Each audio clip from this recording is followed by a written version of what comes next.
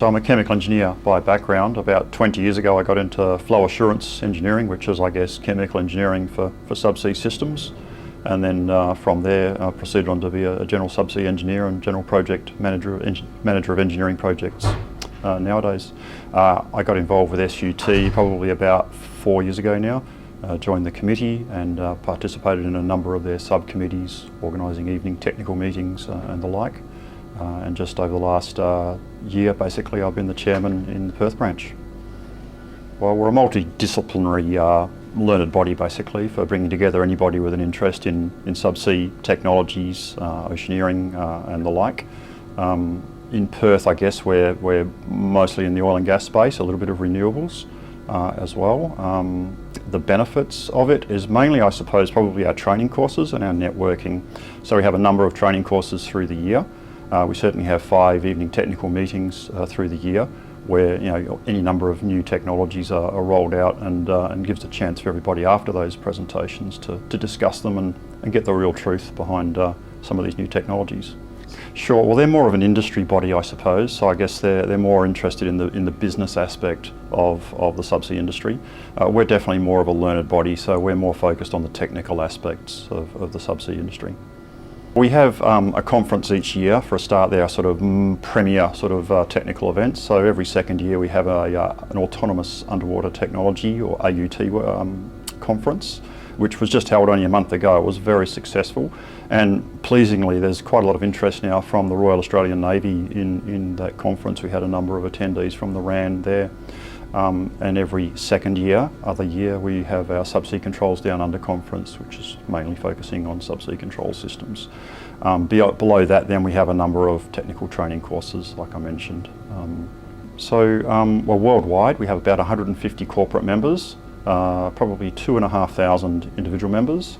We have, I can't remember the number of branches now, but we have more than a dozen around the world. Our key achievements in recent years, I think in 2012 we had the Immerse display down at the West Australian Maritime Museum. That brought in, I can't remember the numbers, an astronomical number of people into the museum, more than they'd had through their general viewing in the preceding year or so.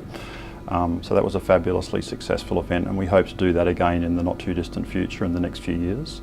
Other major innovations, we are just about to go live with Engineers Australia in making subsea engineering a area of practice, a recognised area of practice for chartered engineers.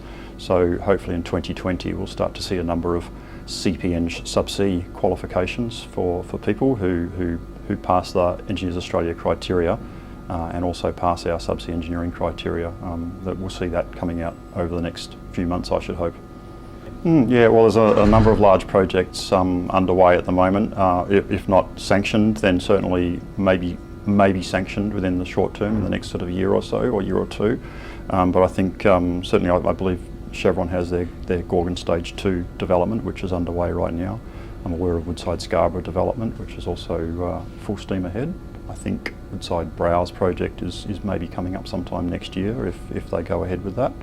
I'm sure there's some others. ConocoPhillips Barossa project as well is progressing well.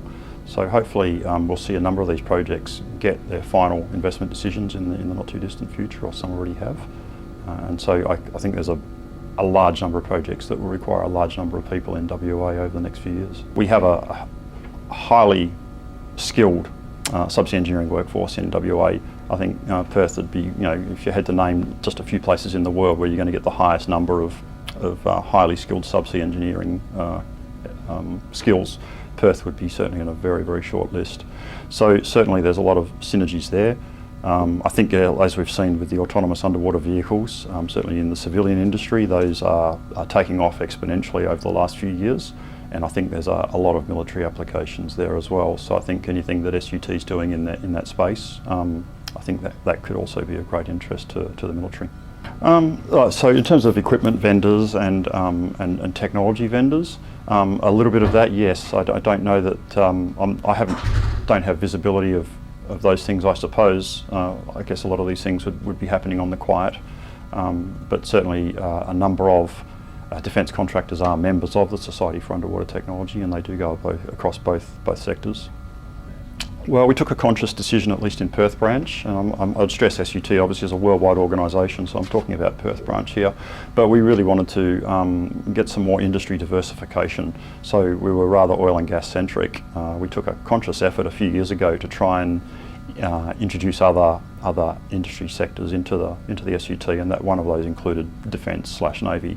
So we've made a bit of a push in that direction over the last few years, and we are starting to see some more involvement and interfaces with the Navy. So I think we are progressing well in that space.